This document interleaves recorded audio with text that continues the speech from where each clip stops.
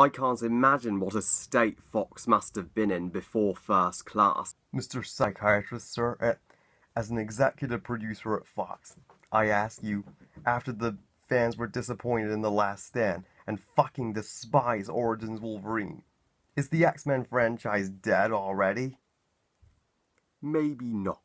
What? To save X-Men, I suggest you make a prequel. Cast a younger Charles Xavier and Eric Lyncher. Go back to the 60s explaining how they became enemies.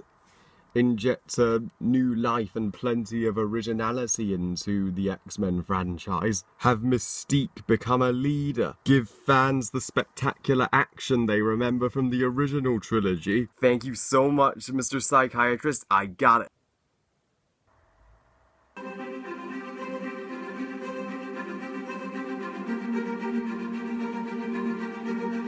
X-Men First Class, directed by Matthew Vaughn, and is the first installment of the prequel/rebooted X-Men trilogy, which, thank goodness, Fox came up with. Now, X-Men First Class tells the story of how X-Men came to be in the first place, so going all the way back to the 60s, focusing on the friendship between Charles Xavier and Eric Lyncher, who of course become Professor X and Magneto. Charles forms the X-Men and opens up his school for mutants, whereas Magneto forms the Brotherhood, and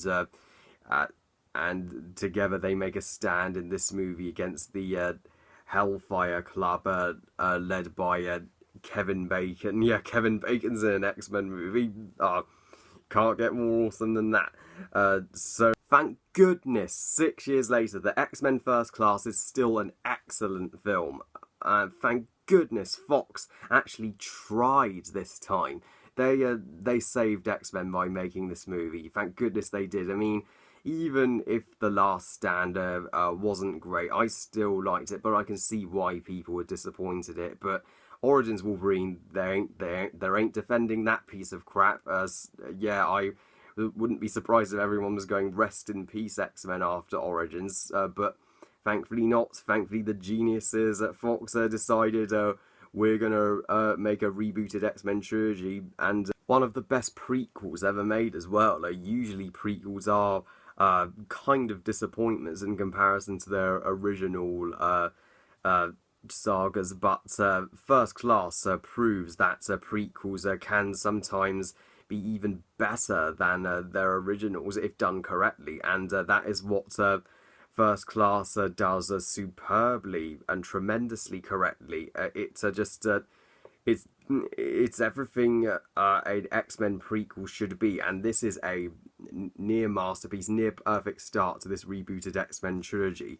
I love the opening of this movie. It goes back to when Magneto was in the Jewish concentration camp of Auschwitz, and he saw his family get killed right in front of him. And I know it's kind of a redoing the opening of the original X-Men all over again, but I think they did it even better here. So I'm glad they did that. I mean, when Magneto just unleashes his anger and his rage and he screams, it's incredibly well acted. Yeah, Magneto is probably better developed here than he was in the first X-Men, and I also think it was interesting in the opening to see Mystique as a child, and Mystique in this movie, I'm glad that she takes on a much more leader-like role, whereas in the original X-Men series she was kind of just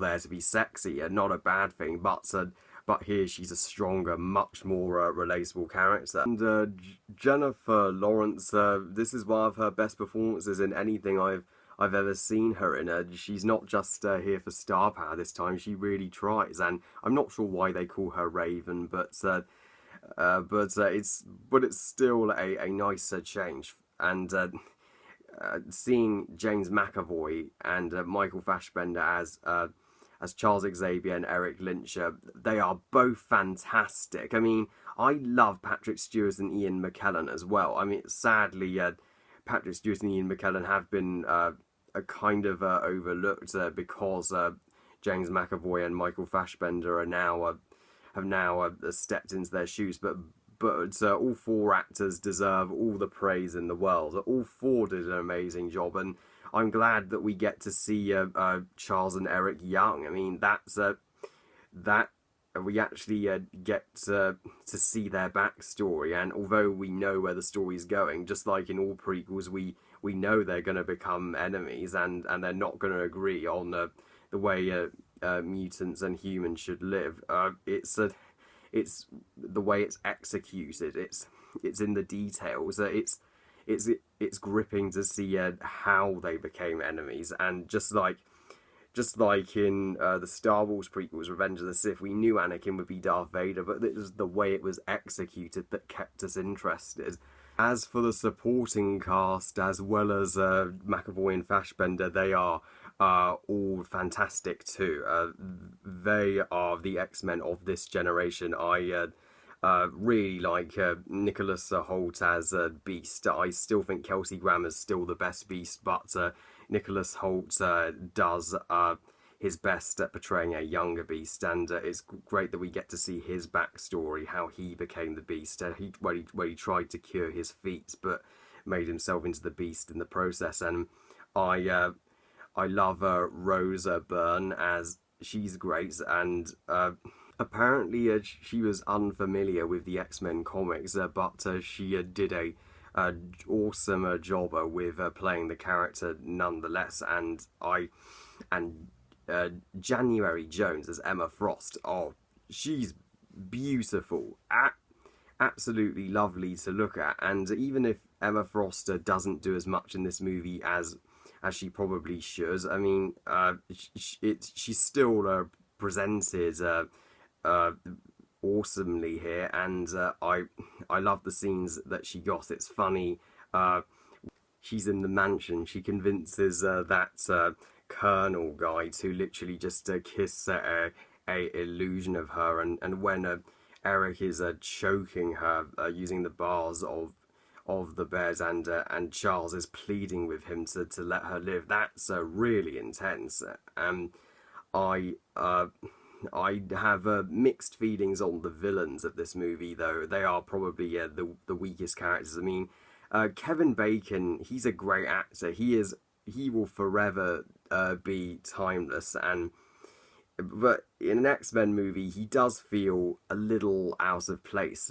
He's not the first actor I would have cast for the villain Sebastian, but he tries. I mean, he still gives the villain some coolness and sass. He just could have come across as a bit more intimidating, and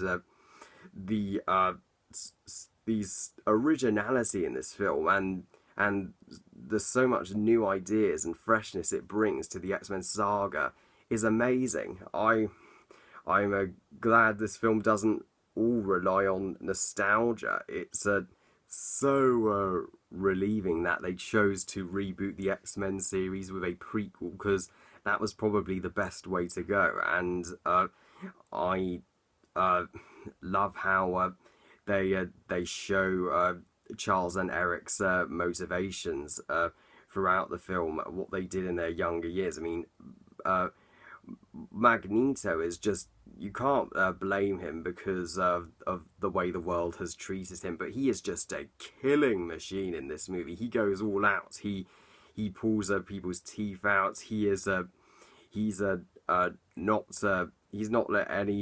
to let anybody stand in his way. I mean, you wouldn't mess with the guy, and that's what makes Magneto throughout this series one of the most compelling characters. And of course, we all know what happens to him in X-Men Apocalypse. His life isn't gonna get any easier, but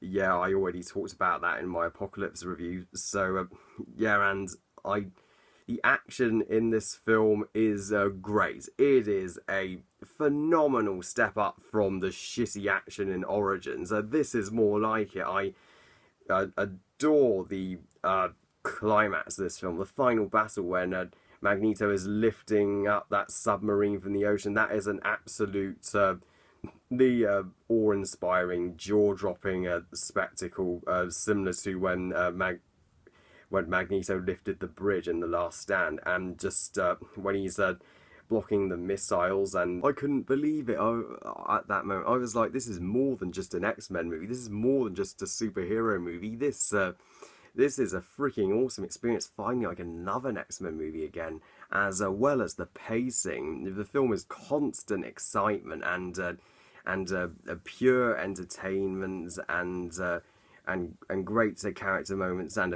a joy from start to finish. It's completely makes up for that snail-like pacing from Origins.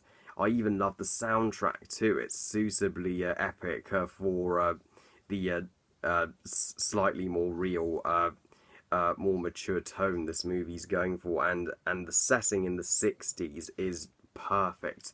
It's so perfectly brought to life. I mean, it's interesting as an interesting aspect seeing how the X-Men coped in the 60s, because in the original series we saw it in present day. So that was the right setting to set this story in, and I especially love the Wolverine cameo. I'm Eric Lyncher. Tell Xavier, go fuck yourself. Classic. Spoiler alert for Logan, there's a lot of F-bombs in that one, and yes, and the very final moments of the film on the beach after the big spectacular climax where they form the X-Men, they form the team, and it's come to pass, and it's incredible. You really tear up. You're like, yes, X-Men is back, and I can't fucking wait to see where it goes from here. It's only going to go up from here, and thankfully that's exactly what it did. So yeah, guys, First Class, what's so special about it? Honestly, it's the most surprising X-Men movie. I mean, the marketing for this movie, admittedly, wasn't the best, was poor, and after, being slightly underwhelmed by The Last Stand, and after how, abominable Origins Wolverine was, I doubt anybody had any expectations for this film at all. But thank God it completely surprised us all, and more than lived up to expectations. I mean, this was the film that brought X-Men back, and it's the X-Men movie we never thought we wanted, but when we got it, we loved it. And without this movie, X-Men would have ended with a shitty movie, just like the original Batman and Superman series would have done. Thank God that didn't happen. So, yeah, First Class is a truly fantastic movie, even if the villains aren't as great as they could be. That I can totally overlook that, because everything else is just practically perfect. I have a total blast watching First Class every time, even if it isn't my favourite of the rebooted X-Men trilogy. It is still one of my favourite X-Men movies overall, and a perfect introduction to the rebooted trilogy that I think is even stronger than the original X-Men trilogy. I give X-Men First Class 5 stars out of 5. Very rarely do we get prequels this good, and thank goodness that the next two movies in this rebooted trilogy surprised us as well. And considering this wasn't directed by Bryan Singer, Matthew Newland did equally as good a job. Well, I love you guys. Thank you all for watching. I hope you guys enjoyed this review. And what do you think of First Class? Please comment and let me know. Please like this video and subscribe. I love making new subscribers and making new friends and talking to you guys about movies. Really appreciate that. And I'll see you next time when I review The Wolverine. I'll see you then. Bye, guys.